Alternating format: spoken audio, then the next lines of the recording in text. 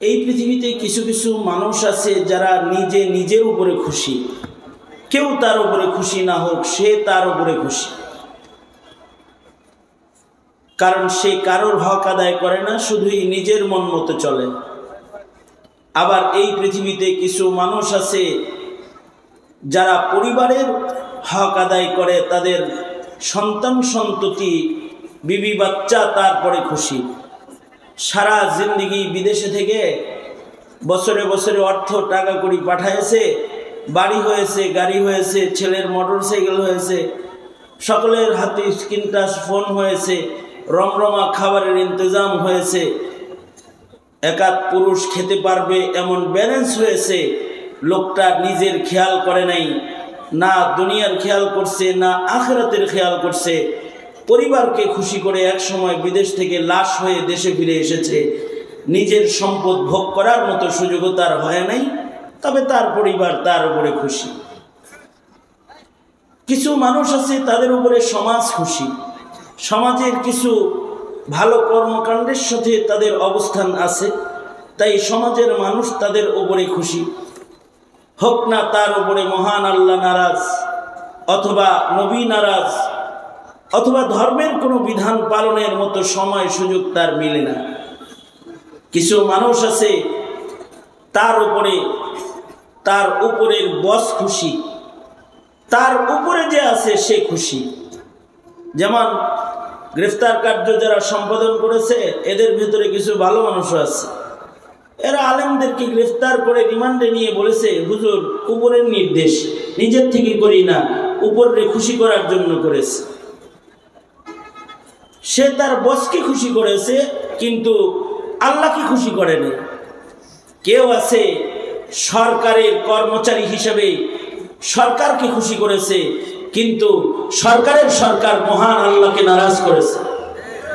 তার উপরে সরকার খুশি, সে সরকারের একটা গোলাম, সরকার যা বলে তাই করতেছে, সরকার শরীয়তের খেলাফ করতে বলে খেলাফ করছে। জনগণেরটা খেয়ে সরকারের কথায় জনগণ হত্যা করে, জনগণের রক্তে এই দেশের মাটিকে তারা লাল করছে, জনতারটা খেয়ে জনতাকে মেরে কাউকে তারা খুশি করছে। তাদের উপরে কেউ খুশি। কেউ আছে তাদের উপরে ভিনদেশি দাদা প্রভুরা খুশি, যেমন শেখ হাসিনা, কেউ তার উপরে খুশি না হলেও বহুত্ববাদের দাস মোদি তার উপরে খুশি, ইন্ডিয়া তার উপরে খুশি। কোথাও জায়গা না মিললেও ইন্ডিয়ায় জায়গা পেয়েছে, দাদাকে খুশি করেছে। কিন্তু এই পৃথিবীতে কিছু মানুষ আছে যাদের উপরে আল্লাহ খুশি, আল্লাহর রাসূল খুশি, যাদেরকে পৃথিবীর কেউ পছন্দ না করলেও মহান আল্লাহ পছন্দ করেন। তবে মহান আল্লাহ যদি কাউকে পছন্দ করেন, তার সফলতা এসে যায়, তার সব হয়ে যায়, তার আখিরাত গড়ে যায়, তার পরপারের নিশ্চিন্ত জীবন, জান্নাতি জীবন নিশ্চিত হয়ে যায়। এ কারণে কাউকে খুশি করার ভেতরে সফলতা না, সফলতা একমাত্র কাকে খুশি করার মধ্যে, জোরে আওয়াজ করে বলুন, আল্লাহকে খুশি করার মধ্যে হলো সফলতা। जो तू मेरा तो सब मेरा, फलक मेरा जमी मेरी, जो तू मेरा तो सब मेरा, फलक मेरा जमी मेरी, अगर एक तू नहीं मेरा तो कोई शय नहीं मेरी, अगर एक तू नहीं मेरा तो कोई शय नहीं मेरी। আসল কথা হলো, কেউ যদি আল্লাহকে খুশি করল, যে আল্লাহকে পেয়ে গেল, তার সব হয়ে গেল। আর যে রবকে খুশি করতে পারে নাই, তো তার আসলে কিছুই সে পায় নাই। এই পৃথিবীর অর্জন আসল অর্জন নয়, এগুলো রয়ে যায়, পৃথিবী থেকে মানুষ চলে যায়, আল্লাহর সন্তুষ্টির অর্জনের আমালগুলোই বান্দার সাথী হয়ে তার সাথে কবরে চলে যায়। এ কারণে একটা চালাক মুমিন একটা সতর্ক মুমিন, তার ভাবনা হবে একটাই, যে কথায় আল্লাহ রাজি সে কথা আমি বলবো, যে কাজে আল্লাহ রাজি আল্লাহ খুশি সে কাজ আমি করবই, যেখানে গেলে আল্লাহ রাজি সেখানে আমি যাবই, যে পদক্ষেপে আমার মহান আল্লাহ আমার উপরে খুশি সে পদক্ষেপ আমি নেবই। পৃথিবীর কে আমার উপরে অসন্তুষ্ট এটা দেখার মতো সুযোগ মুমিনের নাই। মুমিনের মাযহাব একমাত্র রেজায়ে মাওলা, ঠিক কিনা? তার মাযহাব হলো আল্লাহর সন্তুষ্টি। আল্লাহ তাআলা কাদের উপরে সন্তুষ্ট বা আল্লাহ কাদেরকে ভালোবাসেন, আল্লাহকে কারা খুশি করল? আল্লাহ তাআলা বলেন ইন্নাল্লাহা ইউহিব্বুল মুহসিনিন। আল্লাহ বলেন নেকির কাজ যারা করে তাদের উপরে আমি সন্তুষ্ট, মুহসিনিনদেরকে আমি ভালোবাসি। আল্লাহ তাআলা নেককারদেরকে মুহাব্বত করেন, ভালোবাসেন। যারা নেকির কাজ করে তাদের উপরে মহান আল্লাহ খুশি হয়ে যান, মহান আল্লাহ তাদের উপরে রাজি হয়ে যান। নেককারকে আল্লাহ তাআলা পছন্দ করেন। আর বদকার যারা বদির কাজ করে, পাপের কাজ করে, তাদেরকে আল্লাহ পছন্দ করেন না। পাপিষ্ঠকে পছন্দ করে কে? জোরে আওয়াজ করে বলেন। পাপিষ্ঠকে ভালোবাসে, পছন্দ করে শয়তান। সঙ্গত কারণে নেকির কাজ, এ কারণেই পৃথিবীর লক্ষাধিক পয়গম্বর যারা দুনিয়াতে এসেছেন তারা মানুষকে নেকি করা শিখাইছেন, নেকির কাজ করা শিখাইছেন এবং নেকির কাজের ফজিলত তুলে ধরেছেন। যে কাজে নেকি আছে এইটা তুলে ধরেছেন। এটা বলেন নাই যে এটা করলে 2 কোটি টাকা পাবা, এইটা করলে তুমি বাদশা হয়ে যাবা, দুনিয়ার প্রধানমন্ত্রী হয়ে যাবা, এইটা করলে পরে তুমি নিশ্চিন্ত অনেক বড় ব্যবসার মালিক হয়ে যাইবা, এগুলো বলেন নাই। হ্যাঁ, এগুলো শিখাইছেন। এইটা করলে তুমি রবরে খুশি করবা, এইটা যদি করো তোমার রব তোমার উপরে খুশি। যেমন গানে যদি যাও তাহলে শয়তান খুশি, কিন্তু মাহফিলে যদি যাও তাহলে তোমার আল্লাহ তোমার উপরে খুশি। আল্লাহ ফেরেশতারা চতুর্দিক দিয়ে দাঁড়াবে, হাফাতহুমুল মালাইকা গাশিয়াতুমুর রাহমা, আল্লাহ পাকের রহমত ঝরবে। আর আল্লাহ তাআলা খুশি হয়ে যারা আসবে তাদের জিন্দেগির সবার গুনাহ আল্লাহ তাআলা মাফ করে দিবে। আল্লাহ খুশি হয়ে যাবেন, এটা নবীজি শিখাইছেন। নবীজি শিখাইছেন জিক্রুল্লাহ করো, আল্লাহর নাম নাও। মার্কা তো অনেক লইছ, মার্কার নাম লইছ, দলের নাম লইছ, নেতার নাম লইছ, আল্লাহর নাম লও। আল্লাহর নাম যে একবার লয় আল্লাহ তাকে জান্নাত দিয়ে দেয়। নবী শিখাইছেন ছোট্ট নেকির কাজও যদি করে আল্লাহ তাকে জান্নাত উপঢৌকন হিসেবে দান করে। আল্লাহর রাসূল বলেন মান ক্বালা লা ইলাহা ইল্লাল্লাহ ফাদাখালাল জান্নাহ। আল্লাহর রাসূল বলেন জবান দিয়ে কত কথা তোমরা বলো, আল্লাহর ওয়াহদানিয়ত বলো, জবানে মুখে উচ্চারণ করো লা ইলাহা ইল্লাল্লাহ, লা ইলাহা ইল্লাল্লাহ।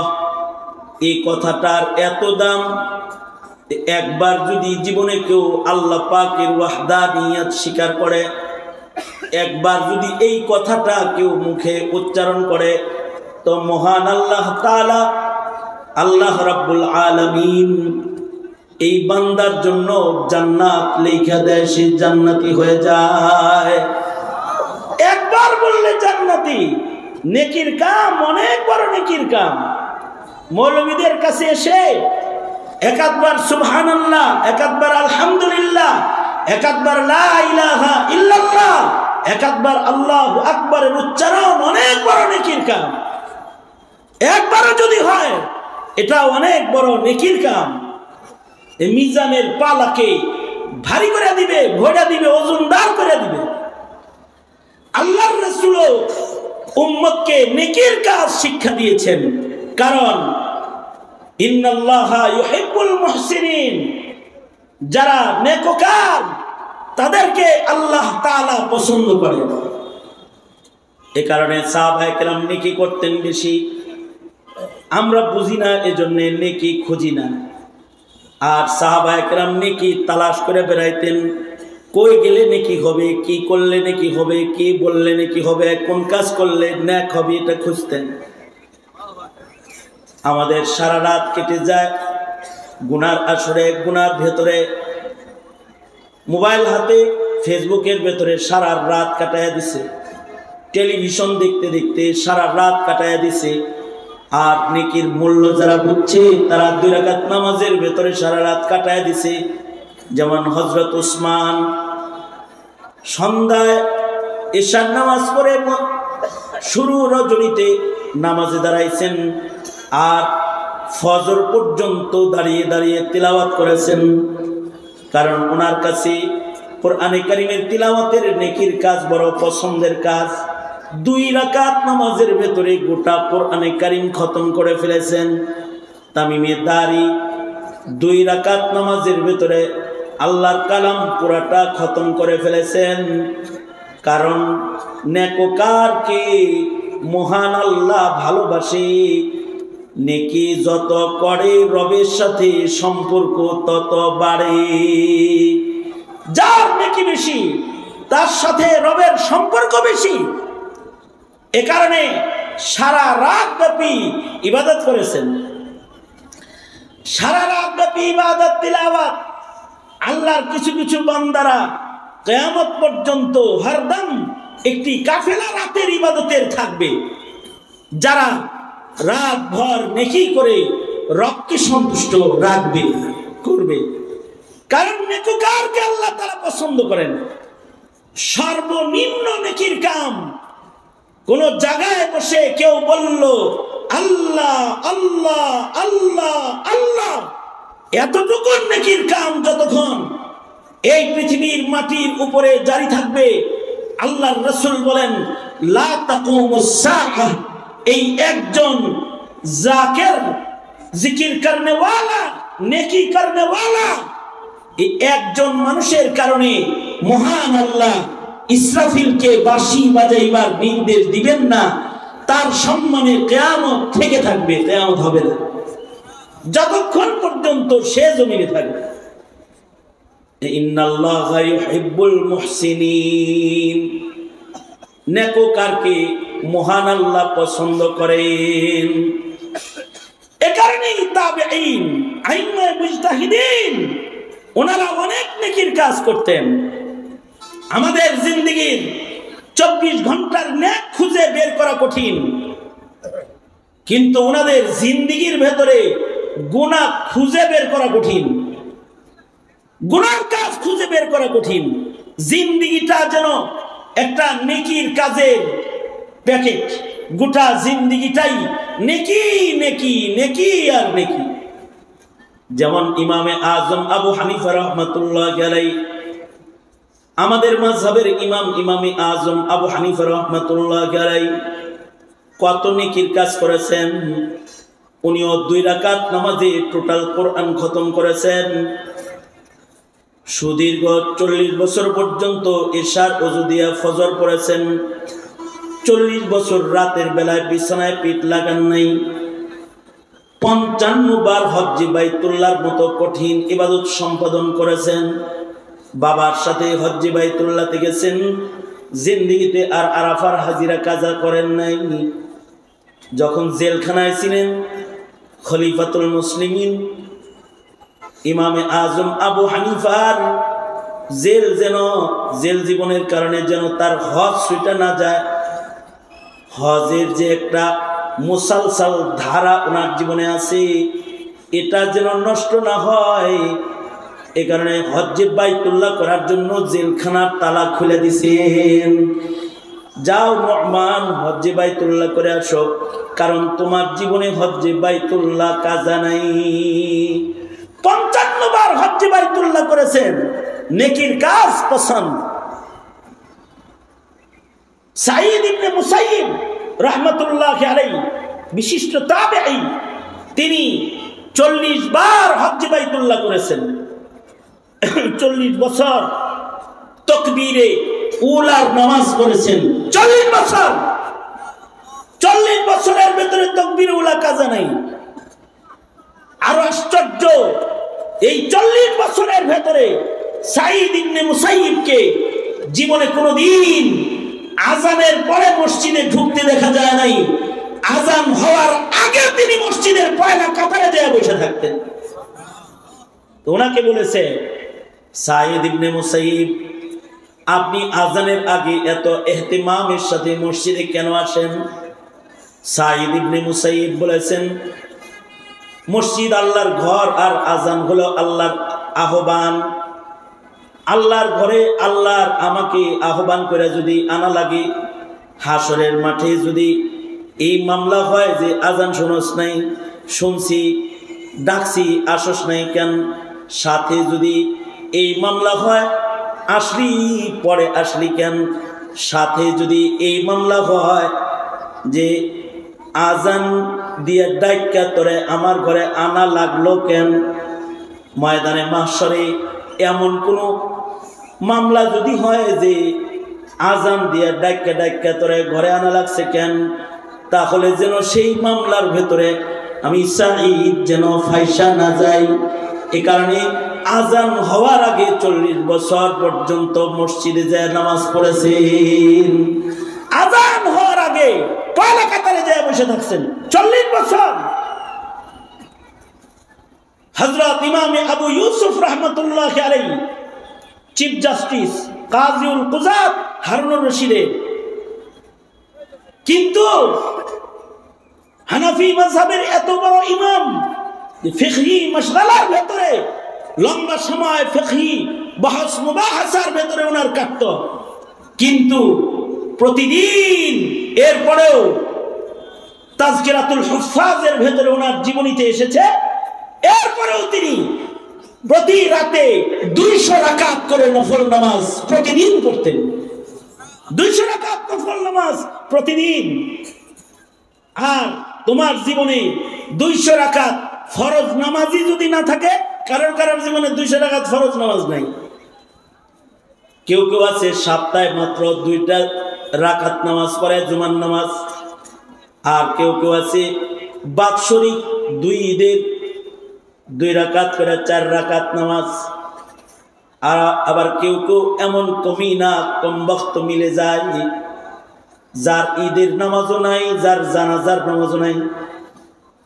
আমি এক জানাজায় গেছি, ওসিয়তের জানাজা পড়াইতে গেছি, তো জানাজা পড়াইতেছি, একজন গাছতলার ভেতরে চেয়ার নিয়ে বসে রয়েছে। ভাবলাম মাইয়েতের কোনো মুশরিক কাফের স্বজন হবে, যার ঈমান নাই, কিন্তু বন্ধুত্বের কারণে শেষ বিদায় দিতে আসছে। সবাই জানাজা পড়লো, ও গাছতলায় বয়ে রইল। আমি আস্তে আস্তে কাছে যাই, সালাম দিলাম, ওয়ালাইকুম আসসালাম বলল। নাম বললাম সাহস করে, যে নাম কি আপনার? আমার নাম অমুক। আপনার নাম কি? আমার নাম মোহাম্মদ অমুক। এখন আপনি মুসলমান, মাইয়িত আপনার কি লাগে? কয় আপনজন লাগে। তা আমি বললাম, তো মুসলমান হইয়া আপনজনের জানাজাটাও পড়তে বললেন না, বৈশা রইলেন কেন? আমার ধাতানি দিয়ে কয়, মোল্লা খালি প্যাঁচ লাগায়। হুজুর এত প্যাঁচ লাগান কেন? আমি কি প্যাঁচ লাগাইছি? কয় জানাজার নামাজ দোয়া আপনারা কাতারে দাঁড়ায় করছেন, আমি চেয়ারে বসে করছি, সমস্যাটা কি? এটা কিছু হইল? প্যাঁচ লাগান, খালি ফতোয়াবাজি করেন। আমি বললাম, দেখেন সব কিছুর ফতোয়াবাজি করেন না, বললেন না ফতোয়াবাজি করি না, আপনার ইবাদতের অবহেলার বর্ণনা করি। কারণ আল্লাহর রাসূল বলেছেন জানাজা এত বড় নেকির কাম।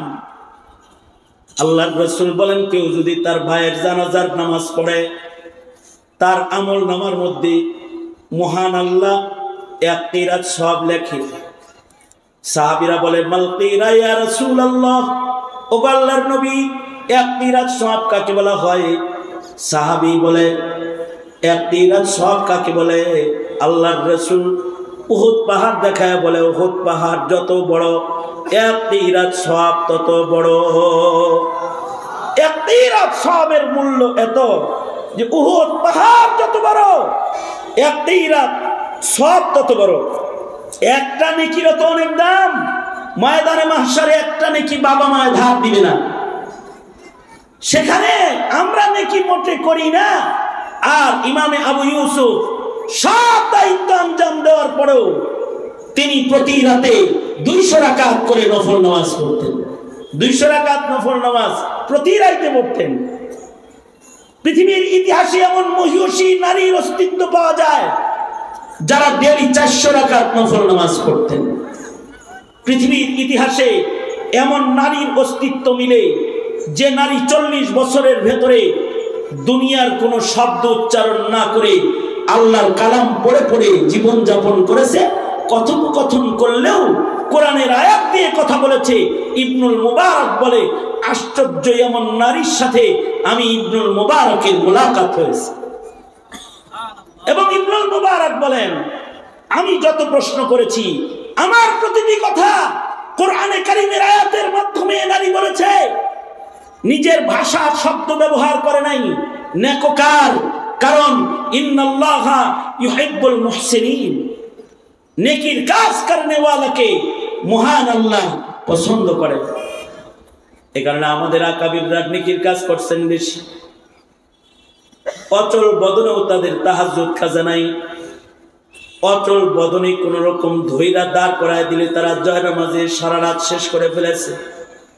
এমনটি ইতিহাস পাওয়া যায় শেখুল হাদিস আল্লামা আজিজুল হকের, এমনটি ইতিহাস পাওয়া যায় বাংলার হাফিজজির, এমনটি ইতিহাস পাওয়া যায় আমাদের আকাবির বুজুর্গ হগলের, যারা সারা রাত দাঁড়ায় দাঁড়ায় নফল নামাজে রাত কাটায় দিছে। আরে আমাদের কাছে গুনার কাজের মজা বেশি, আর তাদের কাছে নেকির কাজের মজা বেশি। পৃথিবীতে প্রথম সার্জারি অপারেশন যেটা, এটা হাকিম তিরমিজির আমলে শুরু হয়েছে। হাকিম তিরমিজি রহমতুল্লাহ আলাইহি, উনি দুনিয়ার মাটির প্রথম সার্জারি হাকিম সাহেব, কাটা সিরাক ডাক্তার। আজও যদি উজবেকিস্তান কেউ ঘুরতে যায় তাহলে হাকিম তিরমিজির আইসিইউ যেটা ছিল মাটির নিচে, এটা দেখা আসে। মাটির নিচে ঘর বানাইছেন, বাহিরের আবহাওয়ার বিষাক্ত কোনো আসার যেন ইনফেকশনে রোগীর গায়ে লেগে না যায়, মাটির নিচে ঘরের ভেতরে অপারেশন করতেন। আর আশ্চর্য বিষয় হলো সেই যুগের ওই অপারেশনের সময় তখন তো আর অজ্ঞান করার কোনো ঔষধ আবিষ্কার হয় নাই। অজ্ঞান করবে জাগ্রত অবস্থায় হাড্ডি কেটে আলাইতো, পাও কেটে ফেলাইতো, গোশত কেটে সেলাই করতো জাগ্রত অবস্থায়। তখন তো আর অজ্ঞান করার কোনো কিছু নাই।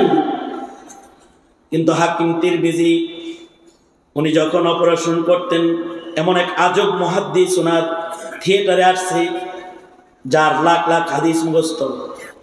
ওনার পাটা পছন্দ রয়েছে, পাটা কেটে ফেলতে হবে। মুহাদ্দিস এসে বলে হাকিম তিরমিজিকে বলতেছে, হাকিম তিরমিজি কাটবেন, আমার অপারেশন করবেন। ইবনুল জাওজি বলেন, মুহাদ্দিস সাহেব বলে তিরমিজি হাকিম সাহেব কাটা ছেঁড়াটা আগেই শুরু করেন না, আমাকে একটু কেবলার দিকে করে বসায় দেন, আমি আমার আল্লাহর নাম জপতে থাকি, আল্লাহর নামের জিকির আমি শুরু করে লই। যখন আমি জিকির করতে থাকব আর নেকির কাজ ও ইবাদতের লজ্জতের ভিতরে যখন আমি ঢুইকা যাব, ওই সময় আমার পাটা আপনি কেটে অপারেশন করে ফেলেন। মুহাদ্দিস সাহেব থিয়েটারের ভেতরে কেবলামুখী বসে গেলেন, শুয়ে পড়লেন। আর উনি জিকির করতে লাগলেন, মুহাব্বতের সাথে আল্লাহ পাকের নামের জিকির করে ইবাদতের গভীর সাগরে যখন ঢুকে পড়লেন, ওনার পা অপারেশন হয়ে গেল, উহু পর্যন্ত করে নাই, টেরও করতে পারে নাই যে পাটা দেহ থেকে বিচ্ছিন্ন হয়েছে। নেকির কাজ, এটার আলাদা একটা স্বাদ আছে। এই স্বাদ তোমাকে কেমনে বুঝাবো? তুমি তো শরাবের স্বাদ আস্বাদন করলে, গাজার স্বাদ কেউ আস্বাদন করলে, ফেসবুকের স্বাদ আস্বাদন করলে, দরজা বন্ধ করে একাকী জানাজ বিছায়ে সেজদারত চোখের পানি ফেলার স্বাদ কি তুমি আস্বাদন করেছ? যদি না করে থাকো তাহলে একবেলা কই না টেস্ট করে দেখো। লতায়েফে मैं तुझसे क्या कहूं ऐ जाहिद, लताइफे मैं तुझसे क्या कहूं ऐ जाहिद, हाय कम वक्त तूने मैं पिया ही नहीं, हाय कम वक्त तूने मैं पिया ही नहीं, दिल की गहराई से उनका नाम जब लेता हूँ मैं, चूमती है मेरे कदमों को बहारे कायनात, चूमती है मेरे कदमों को बहारे कायनात। নেকির কাজ, কারণ ইন্নাল্লাহা ইউহিব্বুল মুহসিনিন। যাদের জীবনে গুনাহ বেশি, তুমি তোমার 24 ঘন্টায় নেকি তালাশ করে পাও না, এমন যদি কেউ থাকো, তাহলে তোমার আল্লাহর ভালোবাসা পাওয়ার আরেকটা দরওয়াজা আল্লাহ তাআলা আল্লাহর কোরআনে বলে দিয়েছে। তোমার যদি আজকে যদি তোমার এই অনুশোচনা এসে থাকে যে আমি ইসলামিয়াতে আমার জীবনে 80 বছরের সেজদা নাই, আমার জীবনে 60 বছরের নামাজ নাই, আমার জীবনে তো 40 বছরের রাতের তাহাজ্জুদ নাই, আমার তো ইশরাক নাই, আমার তো আওয়াবিন নাই, আমার তো আল্লাহর কোরআনের খতম নাই, আমার তো নেকি কম রে, কেমনে জানো আল্লাহর সামনে আমি যদি এমন কোনো অনুশোচনা কাউকে হানা দিয়ে থাকে। আকাবিররা 300 রাকাত পড়েছে, 400 রাকাত পড়েছে, ইমাম ইউসুফ 200 রাকাত পড়েছে, ইমাম আবু হানিফা 2 রাকাত নামাজে খতম করেছে, 55 বার হজ করেছে, আর 40 বার সাঈদ ইবনে মুসাইয়িব হজ করেছে, 40 বছর তাকবীরে উলার নামাজ পড়েছে, 40 বছর পর্যন্ত আজানের আগে মসজিদে গেছে। আর তুমি 40 বছরের ভেতরে একদিনও মসজিদে যাও নাই, নামাজ এখনো শুরুই করো নাই। যদি এমন কোনো আসামি এখানে থাকো, তাহলে তোমার জন্য তোমার রবের ভালোবাসার আরেকটা দরওয়াজা তোমার রব তোমার জন্য খুলে দিয়েছেন। তিনি বলেন, ইন্নাল্লাহা ইউহিব্বুত তাওয়াবিন ওয়া ইউহিব্বুল মুতাতাহহিরিন। কারোর যদি অপরাধ বুঝে আসে, অপরাধ বুঝার পরে কেউ যদি তওবা করে বলে, আস্তাগফিরুল্লাহ, ওগো আল্লাহ আমি আপনার কাছে মাপ চাই, আয় আল্লাহ আমার জীবনে গুনাহ বেশি করছি, নেকি করি নাই, বুঝে আসছে, আপনার কাছে ক্ষমা চাই, তো মহান রব্বুল আলামিন তওবাকারীকে সাথে সাথে মাফ করে তাকে আল্লাহর মাহবুব বানায়, পছন্দের বান্দা বানায়। বুখারী বলে 100 খুনের আসামি কিন্তু তওবার দরজার দিকে দৌড় দিয়েছে। গফফার মালিক গুনাহ মাফ করে তার বান্দার জন্য জান্নাতের ফয়সালা নবীর মাধ্যমে উম্মতকে আল্লাহ তাআলা শোনায় দিয়েছে। তওবাকারীকে আল্লাহ পছন্দ করে। তওবা, আকাম কুকাম করছো তো তওবা করো। তুমি যত বড় অপরাধী তওবা করো, তুমি খুনি তওবা করো, তুমি মদ পানকারী তওবা করো, জানি তওবা করো, গাঞ্জুটি তওবা করো। কোন অপরাধ তুমি করেছো তওবা করো। তোমার গুনাহ যত বড়, তোমার রবের ক্ষমা তার চাইতে অনেক বড়, তওবা করো তুমি। মুসা আলাইহিস সালামকে আল্লাহ তাআলা ওহী পাঠাইলেন।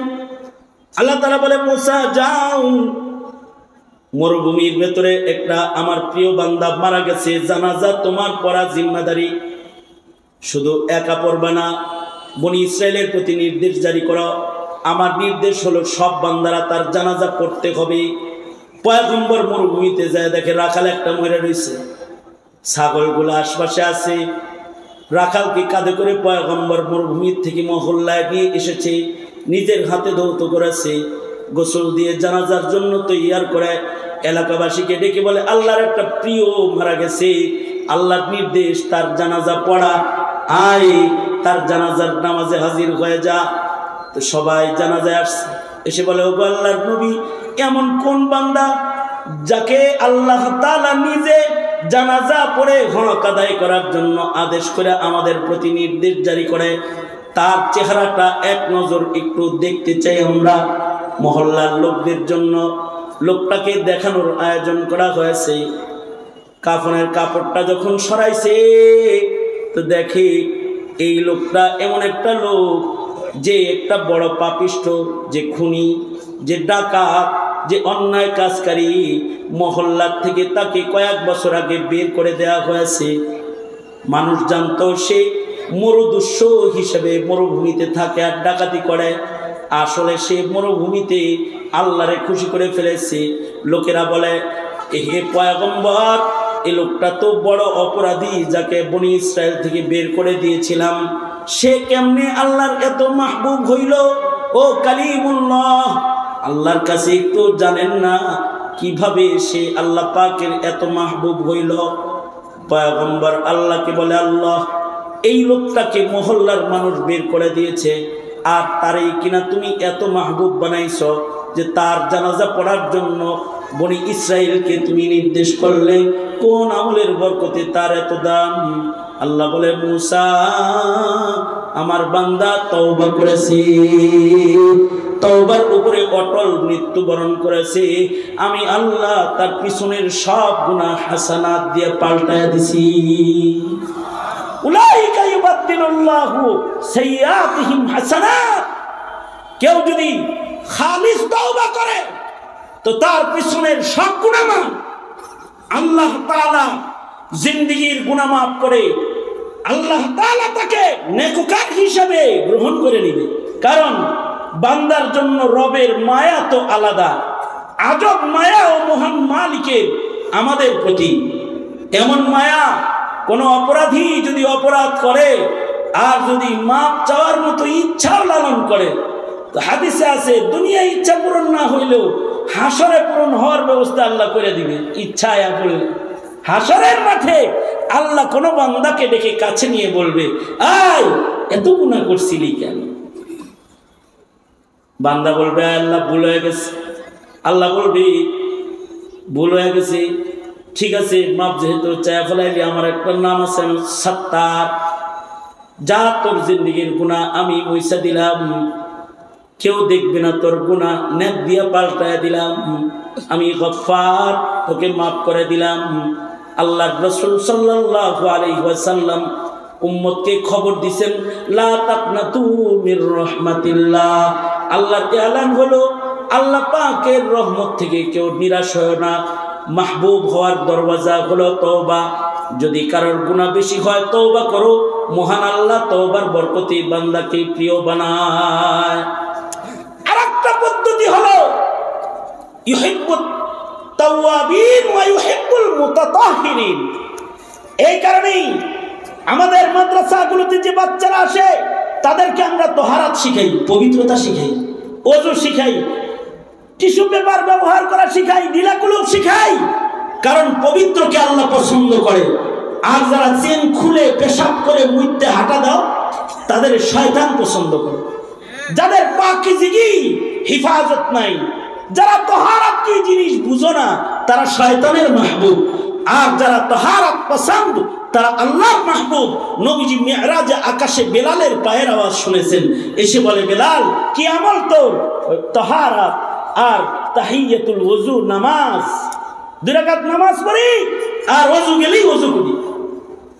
আল্লাহর রাসূল বলেন বেলাল এই তাহারাত জিন্দেগি, তাহারাত পছন্দ, আর 2 রাকাত নামাজ, মাত্র 2 রাকাত নামাজ, ওযুর নামাজ। তুমি ফরজ থেকে আরশে উঠে গেছ। আল্লাহ তাআলা এই গুণকে বড় পছন্দ করে।